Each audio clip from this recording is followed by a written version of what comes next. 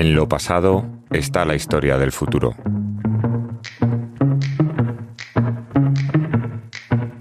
Hay días peores.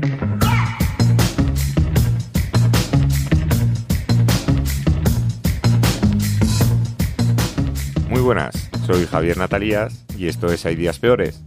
Hoy vengo a contaros la historia de cómo un noble católico de hace más de 4 siglos ya se ha convertido en la actualidad, y en los últimos años, en la imagen de los antisistema y en un símbolo de la rebeldía contra el poder establecido. Esta al fin y al cabo es la historia de Guy Fawkes, un hombre que formó parte de una conspiración para cambiar la historia de su país, enfrentándose al rey y a todo el poder anglicano, y que actualmente se le conoce más por un personaje de cómic y de una película que por su propia historia real. Y para conocer bien esta y sobre todo comprender el contexto histórico de la misma, hay que remontarse inicialmente a principios del siglo XVII, cuando Inglaterra ya había tenido a 2 monarcas bastante activos y despreciables en lo referente a sus acusaciones sobre la corrupción de la Iglesia Católica. Inicialmente fue Enrique VIII, que era un malvado de manual y un tirano caprichoso, y luego ya vino su hija Isabel I, que además de ser más fea que el demonio, era realmente inteligente e igual de despiadada y maquiavélica que su progenitor.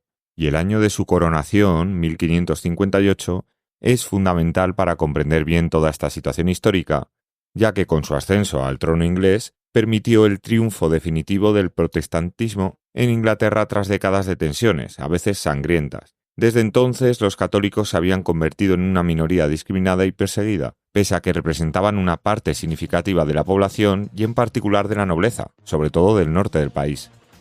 Para que os hagáis una idea de las medidas que llegó a tomar esta maravillosa y encantadora reina, con el objetivo de que el protestantismo fuera la única y absoluta religión en Inglaterra, llegó a prohibir el ritual católico, incluyendo la celebración de bautizos, matrimonios y funerales, e incluso ser católico practicante estaba castigado por ley y se imponían multas a quienes rechazaran asistir a los servicios de la Iglesia Protestante de Inglaterra.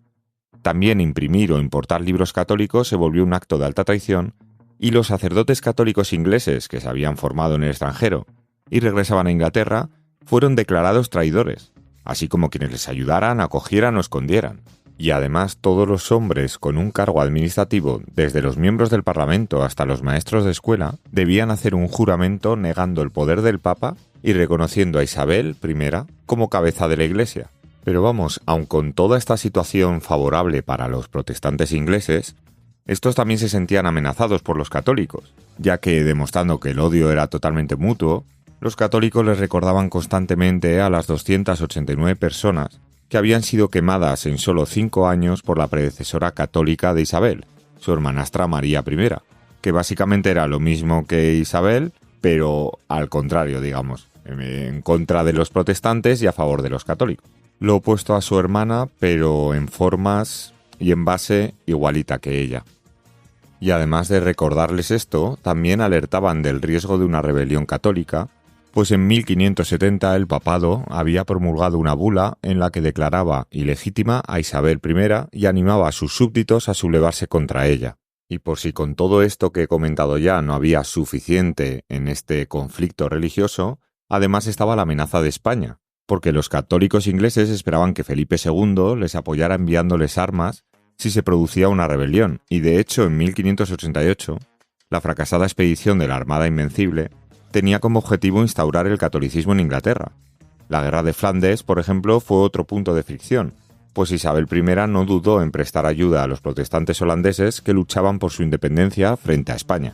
Así que, como ya veis, la situación era bastante complicada y compleja, y por eso justamente tras la muerte de Isabel I en 1603, se albergaron grandes esperanzas de que su sucesor, Jacobo I y VI de Escocia, inaugurase una nueva era de paz y reconciliación, porque al fin y al cabo era hijo de una reina escocesa católica y estaba casado con una princesa danesa convertida al catolicismo. Aunque sí que es verdad que Jacobo era protestante, pero aún así los católicos ingleses confiaban en que mostraría mayor simpatía hacia ellos. Asimismo, las relaciones internacionales también tomaron un cariz más tranquilo.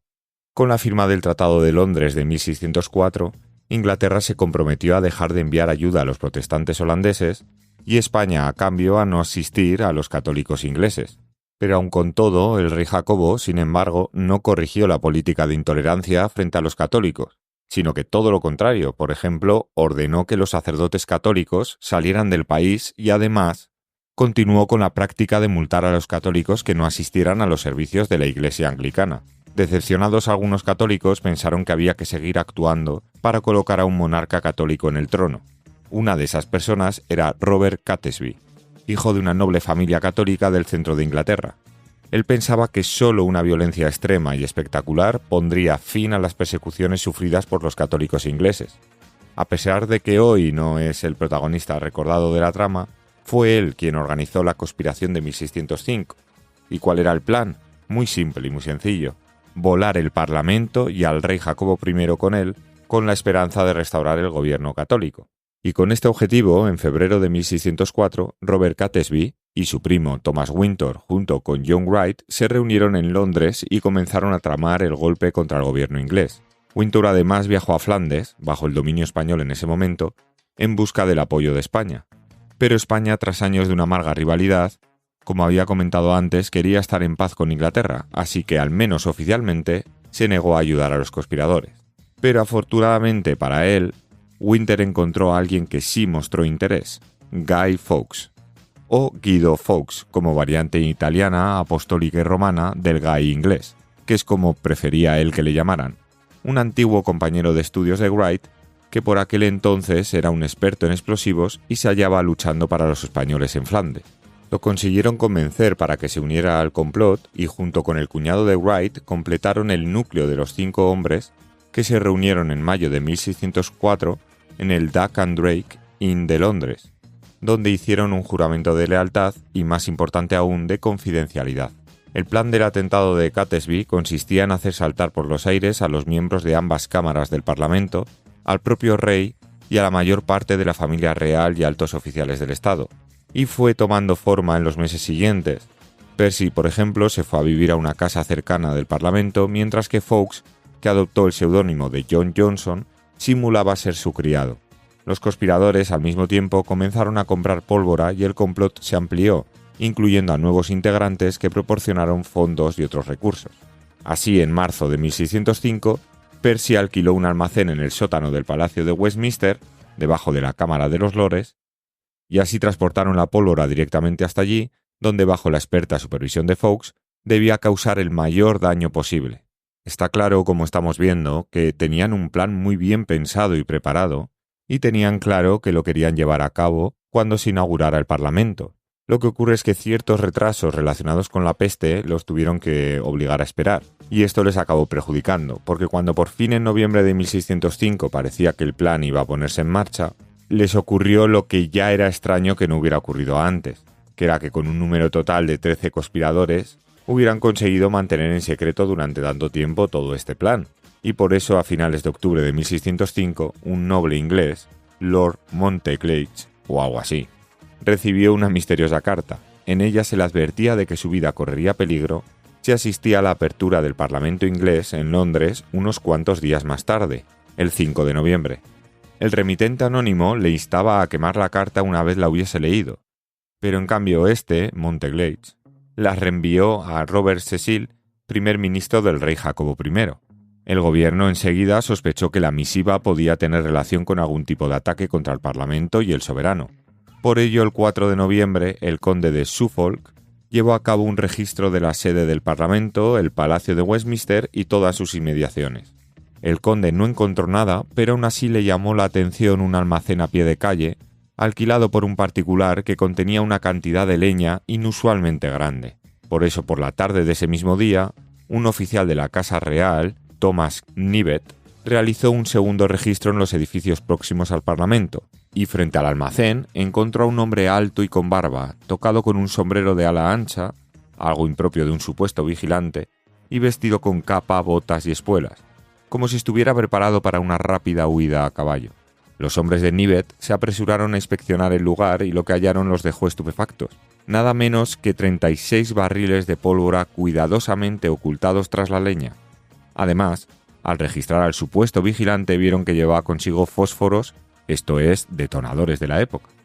Y así, de esta manera, es como se consiguió destapar la llamada conspiración de la pólvora, y la Guardia Real, obviamente, logró evitar un atentado de un alcance brutal tanto político como material. De hecho, hay un estudio realizado en 2003 por el Centro de Estudios sobre Explosivos de la Universidad de Aberystwyth, en Gales, que calculó que si Fawkes hubiera podido prender los barriles de pólvora, habría provocado una destrucción total en un radio de 35 metros, tanto de muros y tejados a 90 metros y de ventanas a 800. Las casas del Parlamento y la abadía de Westminster obviamente habrían sido completamente destruidas, mientras que los edificios de la calle Whitehall, donde se ubicaba la residencia de los reyes a casi medio kilómetro de distancia, también habría sido dañados. El hombre detenido frente al almacén, que primero dijo llamarse John Johnson, era nuestro conocido protagonista Guy Fawkes, que fue conducido a la Torre de Londres en las primeras horas del 5 de noviembre. Fawkes resistió al interrogatorio y por ello el rey autorizó el uso de la tortura para conseguir su confesión.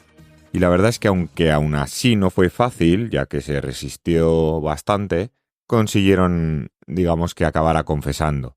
Hay una imagen de archivo donde se ve una firma suya antes de la tortura y otra después de haber confesado. Y viendo la diferencia uno se puede hacer la idea por la brutalidad que debió de sufrir. Entretanto, muchos de los conspiradores habían huido, pero las fuerzas del rey los capturaron con rapidez. Catesby, Percy y Thomas Winter murieron en un tiroteo con los soldados de Jacobo I en Staffordshire, al norte de Inglaterra.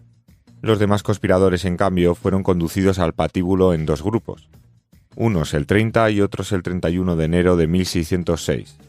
La peste seguía amenazando a los londinenses, pero esto no evitó que miles de ellos se congregaran enfrente del Parlamento, el mismo lugar que habían planeado volar, para asistir a ver un espectáculo de primera, el habitual en los delitos de alta traición.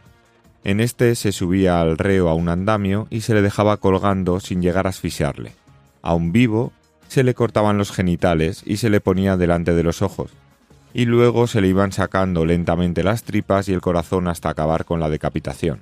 Guy Fawkes, con sabia inteligencia, se arrojó con fuerza desde el cadalso y se rompió el cuello en la caída, y por tanto logró evitar esta situación. Luego su cadáver aún así fue troceado y enviado a las 4 esquinas del reino. Los demás hombres, en cambio, sufrieron la totalidad del castigo, como advertencia a otros posibles rebeldes. Después los caballos arrastraron los restos por toda la ciudad para escarnio y ejemplo. Este milagroso descubrimiento de la conspiración fue una importante herramienta de propaganda tanto para Jacobo I como para todos los protestantes, y desde 1606, por decisión del Parlamento inglés, todas las parroquias de Inglaterra debían organizar un sermón cada 5 de noviembre para dar las gracias a Dios por haberlo salvado del complot católico. Con el paso del tiempo, esta celebración se convirtió en el día de Guy Fawkes, también llamado la Noche de las Hogueras, y así cada 5 de noviembre, hasta el día de hoy, se rememoran los acontecimientos con fuegos artificiales, que representan la pólvora, y hogueras, y en ellas arden figuras de paja de Guy Fawkes, conocidas como Guys. A pesar de que no fue el líder de la conspiración, ya veis que Fawkes se convirtió en su rostro, y así adquirió la fama eterna y logró pasar a la historia. Aunque no es por su historia real, la que acabo de contar hasta ahora, por la que la mayoría del resto del mundo conocimos su figura, ya que primero nos llegó a través del reconocidísimo escritor de cómics Alan Moore y el dibujante David Joyce con el cómic V de Vendetta en 1982, donde cuentan una historia distópica en la que tras una guerra nuclear a escala mundial, Inglaterra es gobernada por el fascismo, y un terrorista subversivo, que se autodenomina V y que se oculta disfrazado de Guy Fawkes, no piensa permitir que ese régimen perdure mucho más. El héroe de la historia es alguien que reivindica a Guy Fawkes, como digo, el hombre más vilipendiado de la iconografía británica, pero que dudo que ni sus creadores ni el propio protagonista de la historia coincidiera con sus creencias ni motivaciones religiosas que le llevaron a intentar volar el Parlamento, sino que más bien su potencia simbólica y estética se utiliza como símil de aquel que se enfrentó a un poder contrario a lo que él creía justo, solo que en este caso es un anarquista contra un régimen totalitario. De esta forma, la imagen que quedó de Fawkes en nuestra sociedad actual, digamos, fue por tanto la de la novela gráfica, aun a riesgo de que las nuevas generaciones no supieran en quién está basado el personaje protagonista. Y todo esto solo hizo que acentuarse cuando en 2006 los hermanos Wachowski, los creadores de Matrix, decidieron escribir la famosa adaptación del cómic al cine, ya que si el cómic había triunfado en los años 80, la película llegó a tener más alcance todavía, convirtiéndose en el mismo momento una película de culto, con una influencia en los jóvenes brutal. Y ante esta situación, Time Warner, la productora, decidió comercializar las caretas que se han utilizado para el personaje de V, al que solo unos pocos saben reconocer como al viejo y enloquecido Guido Fawkes. De esta manera, las máscaras comenzaron a proliferar en distintos actos reivindicativos. Se suele mencionar la protesta del grupo Anonymous en 2007 contra sedes de la cienciología como la primera en la que los manifestantes deciden llevar una misma máscara, y así hacer imposible distinguir sus rostros. A partir de 2010, la presencia de la máscara de Guy Fawkes se hace ubicua.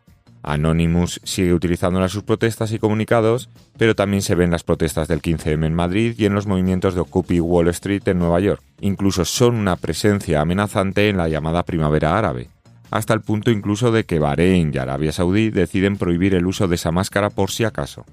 Es la posmodernidad personificada, la revolución a través de un ultrarreligioso patrocinado por una gran multinacional. Todo un sinsentido. Puede que a Guy Fawkes le importara o puede que no. Todo nos invita a pensar que se tomaba muy en serio a sí mismo y que su idea del martirio puramente católico le atraía más que cualquier vídeo de YouTube. Por otro lado está ese empeño casi suicida por pasar a la historia como sea. Esa manía de ser el último en huir, el que da la cara, el que resiste. Si esa era la intención, lo ha conseguido. Al fin y al cabo, 4 siglos después sigue ahí, aunque cada uno lo recuerda como mejor le interesa. Unos siguen quemando figuras suyas en el fuego cada 5 de noviembre y otros se ponen una máscara utilizándolo como símbolo de rebeldía y antisistema. Yo lo que puedo decir al respecto de Guy Fawkes es que por mi parte, hasta aquí el tema de hoy.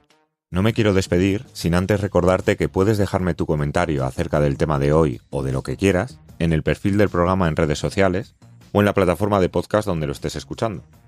Cualquier idea o tema a tratar que me quieras proponer puedes contactarme enviando un correo electrónico a haydiaspeores@gmail.com. Y si te ha gustado el programa, no olvides darle un like y compartirlo con tus amigos y en redes. Y por último, y no menos importante, si quieres apoyarme, conviértete en uno de los mecenas del programa dando al botón de apoyar en iVoox, por lo mismo que cuesta un café al mes. Y ahora ya sí me despido. Espero que te haya gustado el tema de hoy y hayas aprendido algo nuevo. ¡Hasta la próxima!